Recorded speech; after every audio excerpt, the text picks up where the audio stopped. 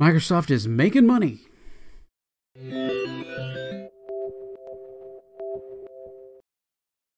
Hey there, this is Tom with Tom's Tech Show, and I do check from time to time, business things that go on, what companies are making money, who's not. Um, Mostly because you want to only be using and investing money and time into companies that are growing and able to sustain themselves. Because if you buy into a technology and start using something that the company has tons of financial problems and then collapses, then that's all that time. Then you got to go find something else, and it just gets to be problematic. So, not that Microsoft is going away anytime soon with the amount of revenue share and the installation share of Windows and servers and everything, but it's good to keep an eye on this stuff and be able to see kind of what's going on. So they did make money, of course. Earnings increased 34%, 33%, 29%, 17%. Down here, we look at some of the other details way down here. One of them is Azure. So this is their cloud service. So my company where I work, I have a regular day job. We're actually moving. So we're doing what many companies have done since everyone is now working from home. We have some offices that were, collapsing. We're slowly moving away from the amount of office space, getting it down to as minimal as we can. And then, we have servers there, and those are being, targeted to go somewhere other than in the office. So they're either going to go to a co-location facility, which is going to provide, the redundant power, redundant AC, humidity control, backup, networking and all that already there. So that's going to make that even more resilient. So we have some of that in the lab. You have battery backups, you have air conditioning and things like that in a lab, but we have to maintain that. In a co-location facility, that's all taken care of. That's part of the service that you pay for, and makes it easy to move and get things in there being more reliable. Since instead of people being in the office and connecting directly to the servers, now they're, VPNing into the lab or corporate network, and instead of VPNing into the lab office, now they're just going to VPN into the co-location facility. So there's not going to be much change in how users are connecting, but the cost is going to be less because the cost of the offices is more than the cost of the co-location.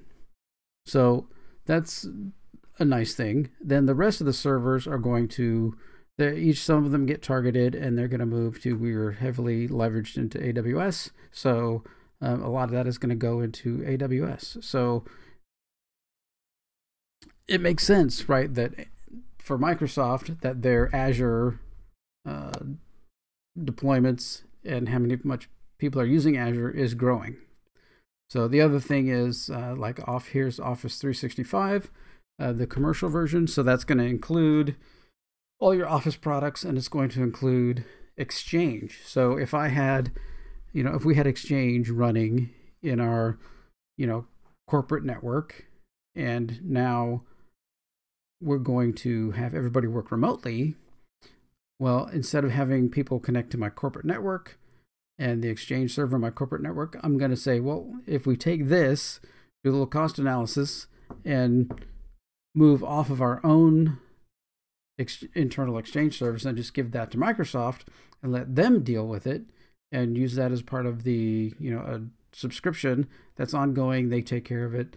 People can connect to more local Exchange servers if, now that people might be across the country or wherever they might be, after we've all dispersed from where we normally were in an office. Now we're, apart. So people have maybe gone across country or whatever. Now through Microsoft, you can connect to a local Exchange server instead of all the way back over a VPN to your office. So that makes sense that Office 365 is growing.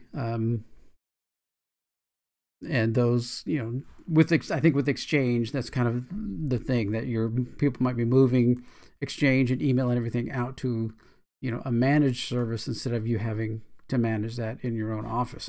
I mean, there's not going to be, the thing is, if people aren't going into the office, and that means IT support and the system engineers aren't going into the office, or very seldom going into the office. So it makes more sense for them to be able to manage that remotely, like in Office 365 has Exchange. That's what we do in my day job, is that we have Office 365 and Exchange in the cloud there, and works just like it would, on premise. So you can actually have a dual setup where it's some on prem and some in the cloud, which you can do a hybrid like that.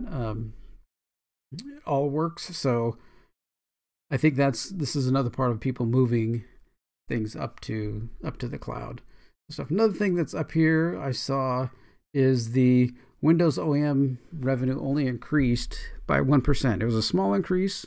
I would have expected that over 2020 that it would have gone up more. It says revenue in more personal computing was $15.1 billion, an increase of 14%, with the following highlights: that OEM only increased by 1%. So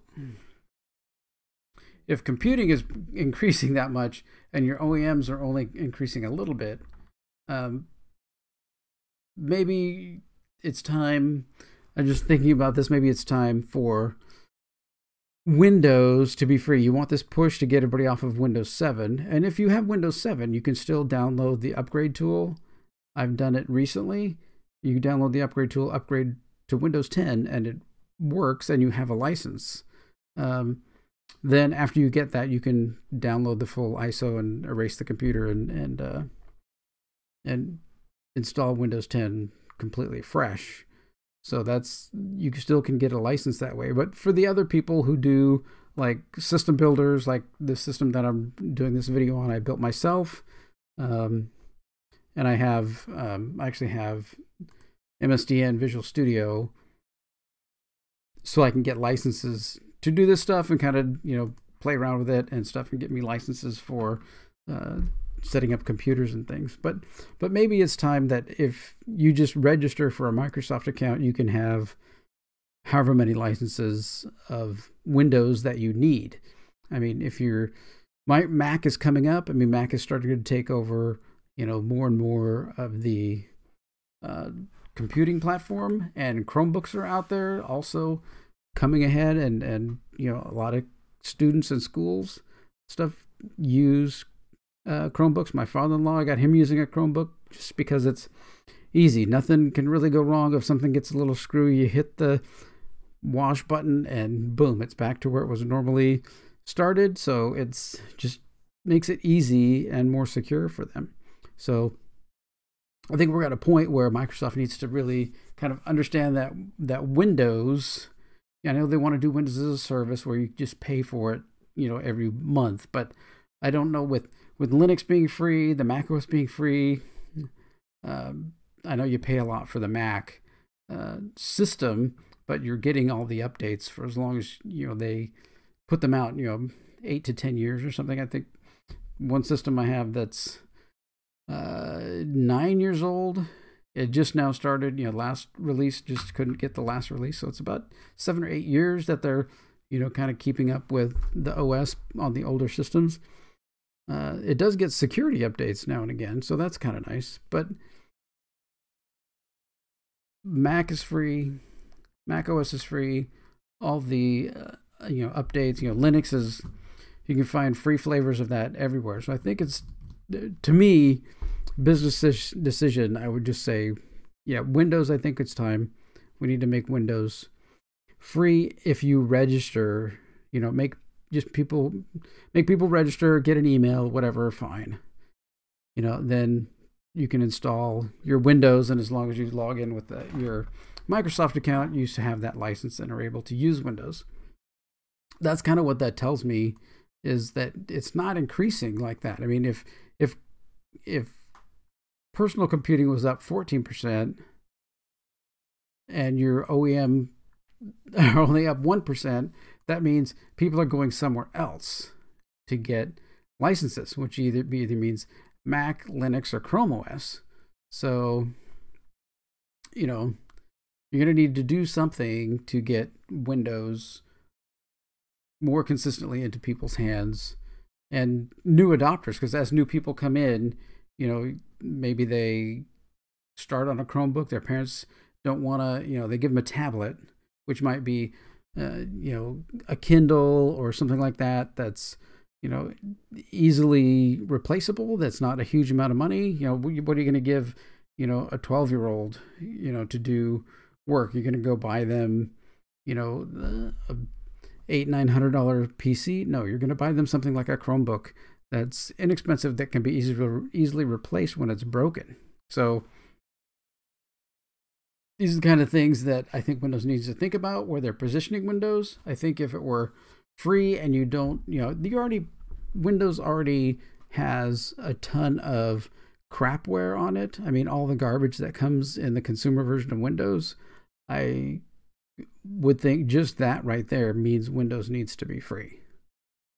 If you're going to do that, if you're going to spew a ton of crap on me, you know, then you need to make Windows free if you're going to do that. So I don't know, maybe it's time. Your growth isn't that great in the OEM space, so we'll see. But they did have a really good 2020, so hopefully they'll keep that up for the next, you know, for 2021. I don't know if people are going to go back to offices anytime soon. Just seems that things are going to keep, you know, status quo for as long as the government can keep their grip on you. You know, they're going to keep doing that, and that means people working from home, kids in schools, which is really a tragedy because all the kids that I know that are working from home went from straight A's to straight F's. So it's just really been wrong keeping the kids out of school. But anyway, here we go. Microsoft is still alive and existing, and the move to the cloud. I think that's going to be one of the big things for 2021. Again, as people don't go back to offices and things, getting to the cloud, either to, you know, AWS or Azure. Those are two big players, and we'll see how it goes. Should be good. All right. Thanks for watching. You got any comments about Microsoft? You think they're going in a good direction? Or if you don't want to install anything that has Microsoft, or if you're moved away from them, like I don't use Edge, I've moved to the Brave browser. I try and stay away from, you know, Edge, and I'm really getting to try and stay away from Chrome as well.